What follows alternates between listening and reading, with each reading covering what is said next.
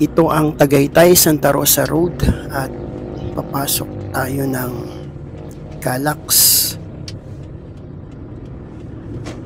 Alamin natin kung ilang minuto natin mararating ang dulo nitong Calax, partikular doon sa may Mamplasan. So maganda yung expressway na to at may mga exit entrance din to sa parte ng Aguinaldo Highway sa Silang at may iba pang mga entrance exit na ilagay dito sa expressway na ito. Simula doon sa kanto ng Tagaytay Santa Rosa Road ay medyo may distance yung pinaka toll plaza na ating papasukan. So ito na yung toll plaza niya. At dito ay mayroong dalawang lanes, pero naka-close yung isa. So bali dalawang lanes yung gumagana ngayon. Pero kapag open yung isa, tatlo. So dito pagkapasok natin ng toll plaza ay gagawin agad tayo sa kanan kasi ito yung papunta ng Mamplasan. So kung kayo ay nagta-travel papunta ng Islex partikular, ito yung daan. Ang speed limit dito ay 100 kilometers per hour. At kapag nakapasok tayo dito sa medyo maluwag na kalsada na to ay meron ditong tatlong lanes, minsan nagiging dalawa, minsan tatlo. Kapag mabilis yung takbo nyo, dito kayo sa gawing pinakakaliwa. Ayan, at sa mga expressway naman, ito naman talaga yung overtaking lane. At kapag ang takbo ay hindi kabilisan, dito sa gawing kanan. So ito, naging dalawa na lang yung lane. Kanina tatlo, pero ngayon ay dalawa na lang. Mabilis lang dito kung galing kayo doon sa Tagaytay Santa Rosa Road o galing kayo ng Silang, Aguinaldo Highway, tapos pupunta kayo ng Islex Mamplasan. So ito yung pinakamagandang daan.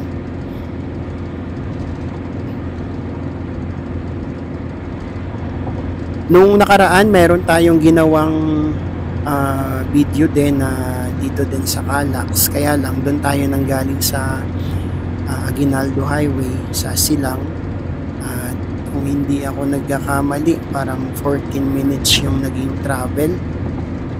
At ngayon tingnan naman natin kung ilang minutes natin mararating yung Mamplasan, pero hanggang doon tayo sa pinakang dulo nung expressway na to ng Calax. So dito nagiging 3 lanes ulit at minsan nagiging 2 lanes. So ingat din lagi tayo. Ayan, 2 lanes na lang ulit. Kanina ay 3 lanes, ngayon ay 2 lanes na lang ulit. So ingat lagi tayo at kapag ganito na tayo ay nagta-travel, lagi din nating i-check yung ating mga ginagamit na mga service. Maging ang ating katawan dapat ay nakakondisyon para meron tayong smooth driving experience. Lagi nating i-check yung battery, yung mga ilaw, yung brake, yung mga langis. Anumang mahalagang dapat i-check sa sasakyan, dapat natin laging i-check.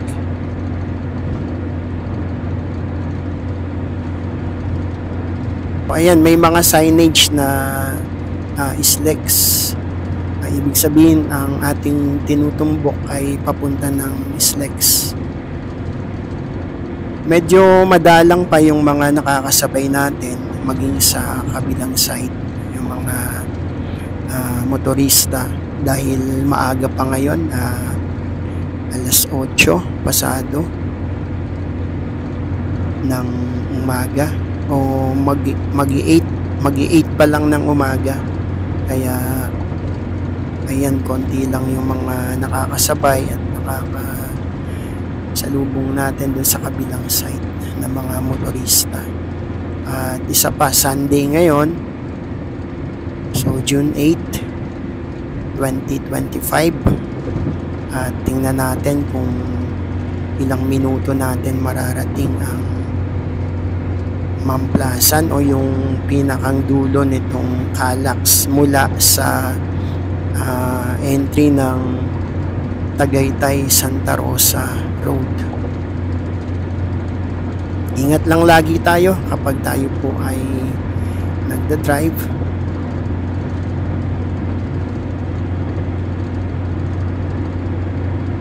At syempre, wag nating kakalimutan na lagi tayong magdasal. Lagi tayong humingi ng gabay sa Panginoong Diyos. Hindi lang sa pagdadrive, kundi sa bawat araw, pagising pa lang natin, pray na agad tayo at ipagkatiwala natin sa Diyos ang lahat ng ating mga gagawin. So, ito, tanaw na natin yung Toll Plaza.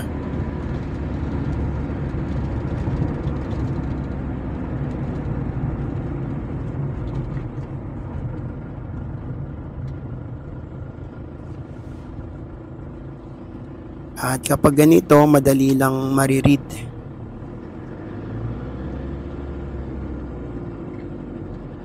So yung bayad mula doon sa Tagaytay Santa Rosa Road hanggang dito ay 44 pesos lang. So